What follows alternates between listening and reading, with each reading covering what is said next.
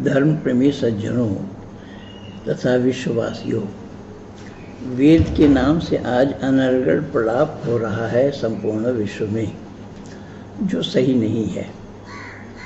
जो सायन माइलर और Max Muller आदि लोगों ने जो भाष्य किया है, उसे सामने रखकर जिसके मन में जो आ रहा है वो वही बोले जा रहे हैं, जो कि वो अर्थ नहीं है। इसको जानना हो तो सबसे पहले हमें ऋषि अरविंद को पढ़ना पड़ेगा। ऋषि अरविंद ने लिखा है कि मैक्स मुलर आदि लोगों ने जो वेद भाष्य किया है उसकी मान्यता मैं नहीं देता हूँ, उसे मैं नहीं मानता हूँ। मैं ऋषि दयानंद कृत वेद के किए हुए भाष्य को मानता हूँ, क्योंकि वह लोग दुनियादारी थे।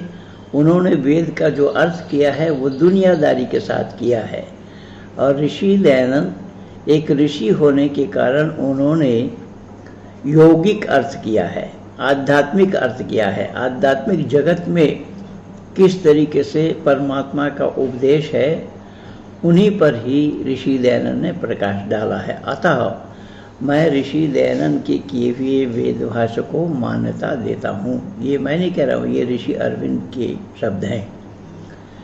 तो मैं यही निवेदन कर रहा था कि वेद में श्लोक क्या है और मंत्र क्या है, इसी का ही भेद जो नहीं जानते हैं वो वेद पर चर्चा कर रहे हैं। जो कि श्लोक मानवकृत होता है, मानव के बनाया हुआ होता है, जिसको श्लोक कहते हैं। और वेद ईश्वर कृत होने के कारण, ईश्वरीय ज्ञान होने के कारण उसमें मंत्र बोला जाता है, और मंत्र के माने होते हैं विचार। और विचार परमपिता परमात्मा ने आदि सृष्टि में मानव मात्र को दिया है, जो अपौरुषीय है, अर्थात किसी मानव के द्वारा बनाया हुआ नहीं है। वेद आदि सृष्टि से है, मानव मात्र के कल्याण के लिए है, मानव मात्र की भाषा में है, और इसे दुनिया ने जाने बिना इसी वेद पर अनर्गल प्रलाप शुरू किया है, जिसका विरोध मैं प्रथम से करता आया हूँ।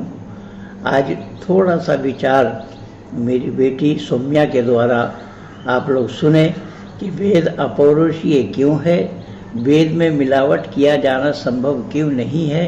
यद्यपि इससे पहले भी हमने कई वीडियो आप लोगों को इस विषय पर दिया है, तथापि आज एक छोटा सा विचार आप लोगों के सामने प्रस्तुत है।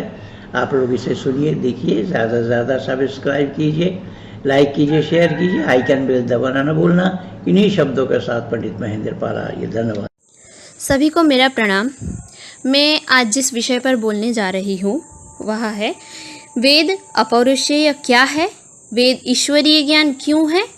इसी विषय पर मैं अपने कुछ विचार प्रकट करूँगी। वेद विश्व का सबसे प्राचीनतम एवं आधारभूत ग्रंथ है। वेद शब्द के लिए पाणिनि जी कृत धातु पाठ में 4 धातुएं बताई गई हैं: विद ज्ञानी, विद सत्तायाम, विद्रि लाभे, विद विचारणी। इन चारों धातुओं से वेद शब्द सिद्ध होता है। वेद शब्द का अर्थ होता है ज्ञान, इसलिए वेद के लिए यथार्थ धातु है विद ज्ञानी। इस धातु से वेद शब्द की उत्पत्ति होती है। अब वेद कैसे उत्पन्न हुए या किसके द्वारा रचित हैं इत्यादि शंका का समाधान महर्षि दयानंद द्वारा रचित ऋग्वेदादि भाष्य भूमिका में लिखा है। तस्माद्यज्ञात सर्वहुतः ऋचः सामानि जज्जिरे छंदांसि जज्जिरे तस्माद् यजुस्तस्माद् अजायत। यहाँ पर तस्मात् का अर्थ है परमेश्वर, जो कि सत चित आनंद स्वरूप वाला है, जो सुख स्वरूप सबको सुख देने वाला है, जो सब मनुष्यों को उपासना के योग्य इष्ट देव और सब सामर्थ्य से युक्त है। उसी परब्रह्म परमपिता परमेश्वर से ऋग्वेद, यजुर्वेद, सामवेद और अथर्ववेद की उत्पत्ति हुई है।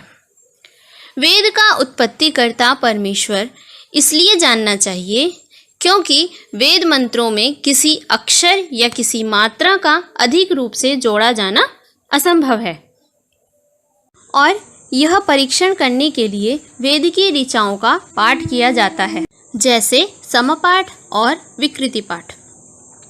ये 2 भागों में विभाजित है। समपाठ में पदपाठ एवं क्रमपाठ होता है और ये दोनों पाठ किया जाना तभी संभव है जब पदच्छेद, विग्रह, अलंकार आदि का ज्ञान हो, और यह ज्ञान भी तभी संभव है जब व्याकरण का ज्ञान हो।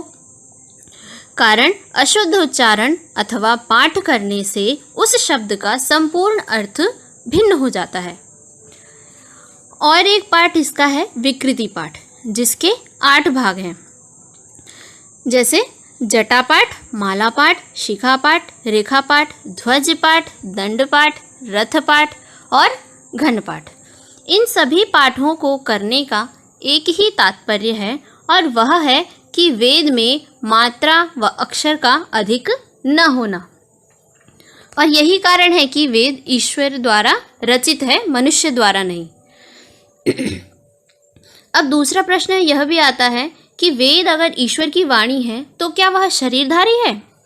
तो यह चिंतन सर्वथा व्यर्थ है, गलत है, क्योंकि परमेश्वर सर्वशक्तिमान है, निराकार है। उसमें साधन बिना भी मुख और प्राणादि के काम करने का अनंत सामर्थ्य है, कि वह बिना मुख आदि के या बिना प्राण के भी वह प्राणादि कार्य करने में यथावत सामर्थ्य रखता है।